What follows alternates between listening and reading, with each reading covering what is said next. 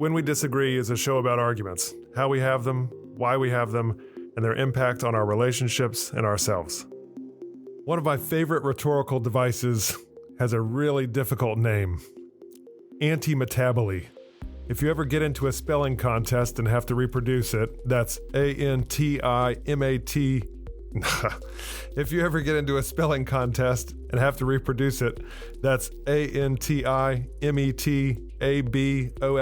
anti-metaboly. The word anti-metaboly derives from the Greek suffix anti, meaning against, and the Greek root metaboly, meaning change. It's a very specific kind of repetition and inversion as a rhetorical device, and I love it so much that I'm just going to nerd out and really indulge with lots of examples. John F. Kennedy's line from his inaugural address is among the most famous ones. Ask not what your country can do for you, but what you can do for your country. But this device that was timely for Kennedy is also quite timeless. You'll find it often in the Bible and Shakespeare. You'll hear it in Dr. Seuss. I said what I meant, and I meant what I said. Here's a dark example that I also find deeply poignant, which is George Orwell's line that a person may drink because they have failed, and then fail all the more completely because they drink. I love this device because there's a poetic brevity in these powerful contrasts. The writer employs the same words and orders them differently to show the opposite meaning very quickly. There's also a rhythm, a music to the repetition, and that's why a lot of these examples come from songs. I was living to run and running to live, Bob Seger sang in Running on Empty. I got my mind on my money and my money on my mind, Snoop Dogg rapped in Gin and Juice. But if I had to pick one from music that I enjoy the most, it's probably deeply revealing about me. One from music I enjoy the most is from Annie Lennox and the Eurythmics. Some of them want to use you, some of them want to get used by you, some of them want to abuse you, and some of them want to be abused. I'm Michael Lee, Professor of Communication and Director of the Civility Initiative at the College of Charleston. Our guest today on When We Disagree is Maureen Tobin. She is the Executive Director of the Davenport Institute for Public Engagement and Civic Leadership at Pepperdine University. The Davenport Institute promotes public engagement as essential to good government. Maureen, tell us an argument story. Well, first of all, it's awesome to be here, so thanks so much, Michael. And I decided to share a story from my professional life prior to coming to the Davenport Institute. I was the Communications and Engagement Director in a local municipality. And this was in the midst of the pandemic, and there was an ongoing challenge about my work by a few city council members. And that was a difficult time for everyone. And the communications piece during the pandemic, particularly in local government, was hard. And cities were not making decisions about how things went down during the pandemic, but we were the closest to communities and we were the ones delivering the message. What did your work for this? Where was this municipality located? In California. And what did your work for as a communications and engagement director entail? Well, I was responsible overall to represent the city through communications. I worked directly with the city manager and often with our city council and all the departments. And we sent out communications through a variety of channels. And during the pandemic, that was sometimes daily. Yeah. And posting out to social media and sending newsletters. And in fact, when we could, speaking through channels like this, and a whole lot of in-person communication happening at that point. And so you're running up against just tons of fear and controversy at the same time in March, April, May 2020 and beyond in terms of how many cases do we know of are in the city? Are people allowed to go to tennis courts and playgrounds, school closures, business ordinances? What else? Yeah, well, masks. Are we wearing masks? Are we not wearing masks? I'm not sure how I forgot about that one, but of course, yes. Yes, which started things off just in a grand style. And what was happening with businesses, and just there were the county that I was working in California was one of the strictest in the country. Okay. And so there was a lot of disagreement over Yeah. whether the requirements were appropriate or not. In my role as a communicator, it wasn't my decision to decide if these were appropriate or not. You're It literally was the messenger who's getting shot. exactly. And of course, you know, I think a lot of people had all kinds of different perspectives on things. There were problems within families, there were problems Sure. in communities, there were problems in organizations. And I mean, a local government's no different. And you have your elected body that has their own, Yeah. opinions. And then there's the staff and the city manager is trying to lead things as well. There's a lot of different meetings going on behind the scenes. In our county, we were meeting countywide, with like all the communicators were meeting, all the city managers were meeting, council members were meeting. Right. Let's get specific about this controversy you were talking about. I mean, there's so many collisions, I'm sure, and so many times you as the messenger were getting shot about masks, about whether we're too strict or not strict enough, et cetera, et cetera. So you mentioned having some blowback from city council members. Describe that. Well, first of all, I should share that I lived in the community that I worked, and it's a smaller community at the time, close to 50,000. So not big, rather small. A lot of us know each other as just people out there in the community. So there is a level of personal interaction, perhaps, that exists. Maybe not the same in larger cities, but communications is one of those things. And I was just at a communication leadership conference that we sponsored just Thursday and Friday. And it's a thing that a lot of people think they know how to do. Everybody has an opinion about, how communications should happen. And clearly we all communicate with each other at some level. But when you are leading and representing the communications for local government, there's all kinds of things that go into the background. There's a lot of, it's not just my communications. I'm communicating on behalf of, the city, which means a lot of people reviewed communication. There's a lot of input to it. And a couple of council members, and one in particular, started really getting very personal about the communications that were going out for the city. And in fact, requested meetings with me and the city manager and a few others, including even bringing in the spouse of one of the elected officials to, basically say, you're not doing this right. Here's what you should do. And the whole situation was rather inappropriate. I mean, it shouldn't really have happened from my perspective. So they had a theory of what effective pandemic communication looks like and said that you had run afoul of their standard. Is that what I'm hearing? Yeah, that would be a way to summarize. What do they want? Exactly. Well, that's the challenge.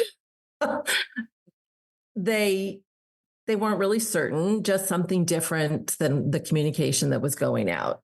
And again, I was in a spot where, I couldn't offer complete clarity about all the things that go into communications other than to say, there's a lot behind this. There are multiple people who provide input into these communications before they ever go out.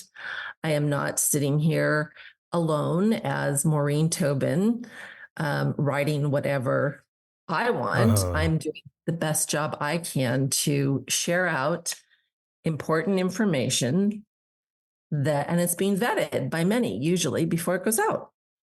So let's take something specific like a communication from you that says the city manager or the mayor or whoever is the power broker in town says that masks must be worn in all public spaces. what would be the blowback to a message like that specifically? It was more about the style of the communication. You need to make this, lighter, or you need to make this more friendly, or you need to not make it sound so government. And there were other things going on during the pandemic besides just the pandemic, and so we had a lot to communicate about. And the reality was, in those moments, actually, we did need to sound like government. Yeah, they And need to sound official, it sounds to me. I'm not even, could you clarify what this person or these people meant by friendlier? Like how would you well, I communicate, think, hey, again, our lives are at risk in the friendliest possible way? well, and there were people who didn't think our lives were at risk. So, I think that one person had the sense that they were an outstanding communicator, and the type of communication that they wanted to see was more flowery and verbose, and that is the way that individual liked to communicate. Sure. And put like a 8-page document to describe the poet laureate of this community. In many ways, that same person had communications from the city reviewed by corporate communications for a financial institution. Okay. And wanted to share that they also agreed that this was not, the way to communicate. Yeah. Do you think in the end that this was about communication, or was communication kind of a proxy issue that some folks had attached to amidst broader social collapse and anxious feelings, etc.? Yeah, I do. I do really think that. I mean, we all were having our own personal experience of what was going on. And certainly those of us in the public eye were then having another challenge of the pushback and the feedback that was often negative about everything that was going on. And I think it was more, we've got to make this better. You're the one who's sending out all the communication. Can't you make this better? And it's like, well, it's kind of not one of those situations that can be made that much better. And, Right.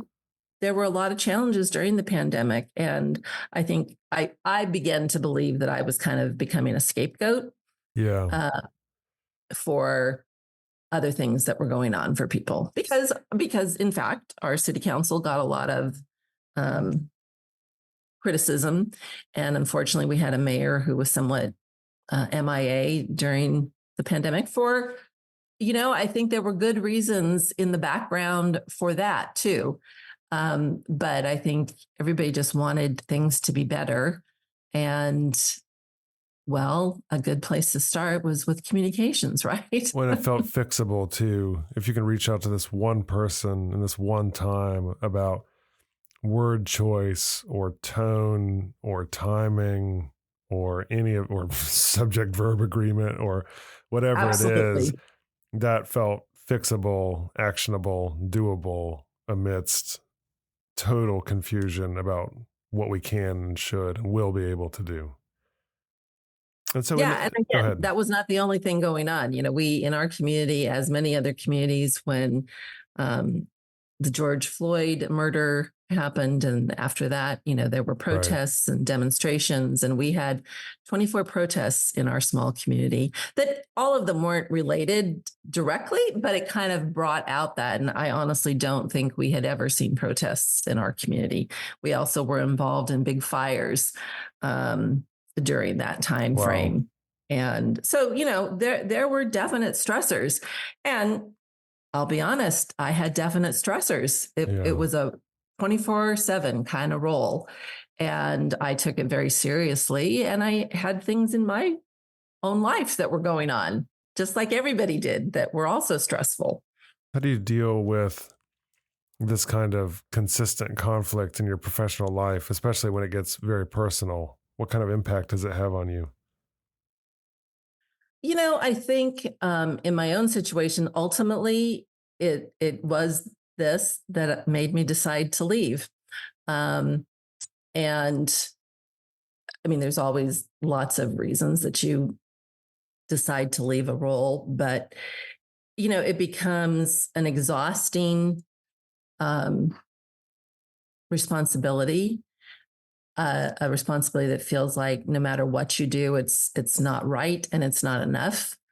And so, yeah, that's kind of demoralizing when you are giving it your all. And honestly, I mean, I am someone who's always been open to feedback. Yeah.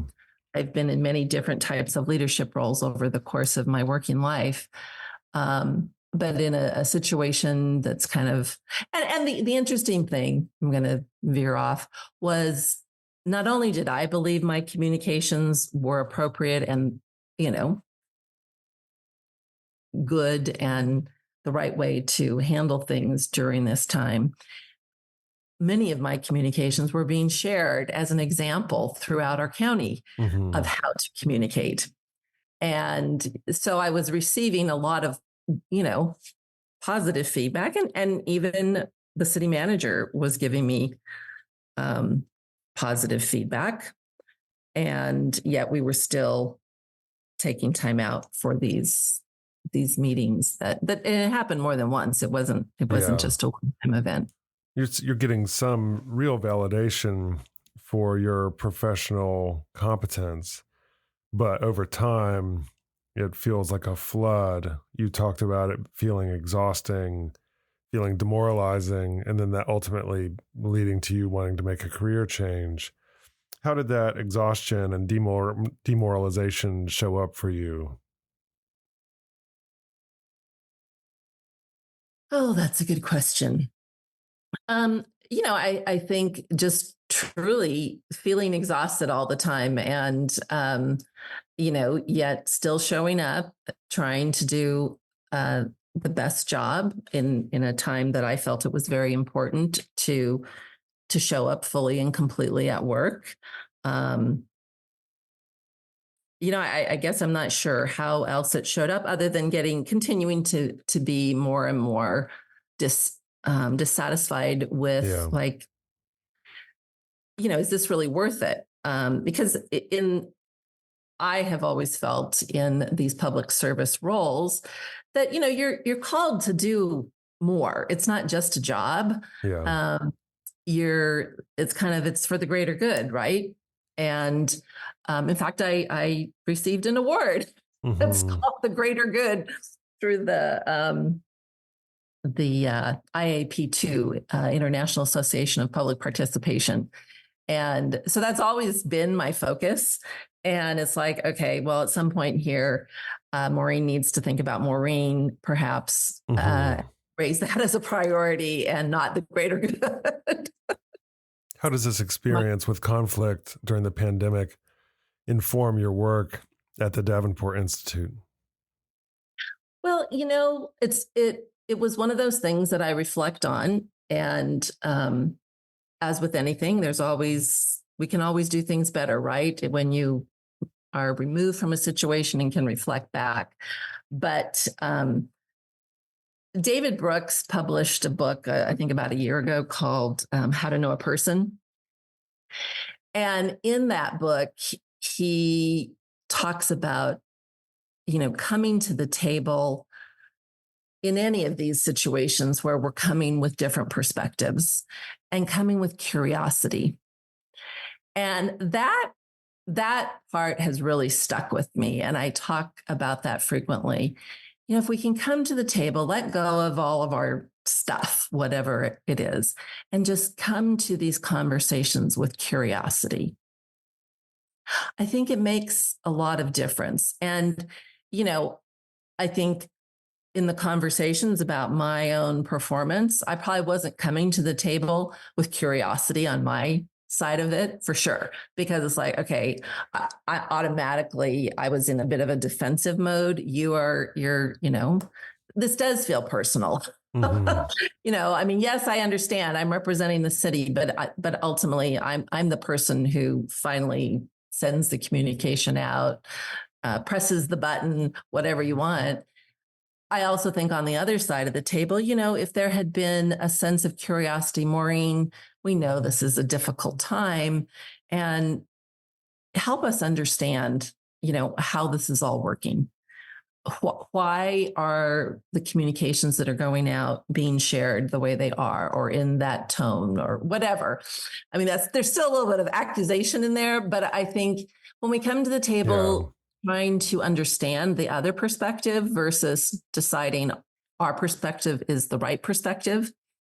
And, because then automatically it's more, I'm telling you, not being open to listening and listening to understand, which is another thing that I think is really important. So often we listen to respond, and that listening to understand and having a sense of curiosity, I think are really key.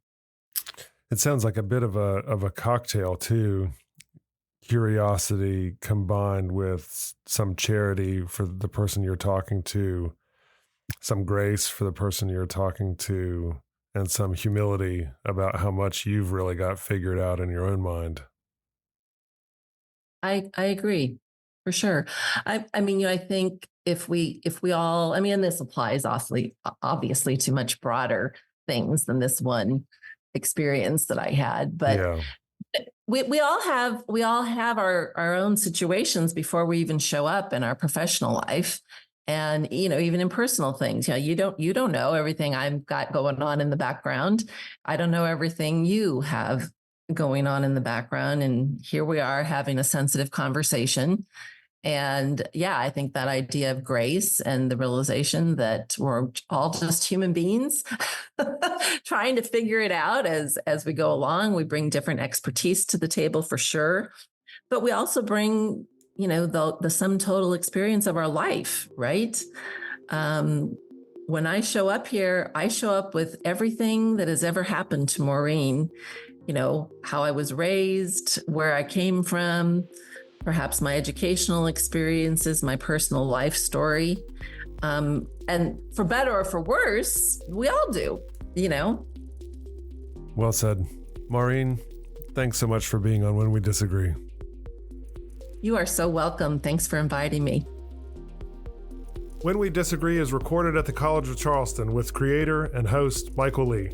Recording and sound engineering by Jesse Kunz and Lance Laidlaw. Reach out to us at whenwedisagree@gmail.com.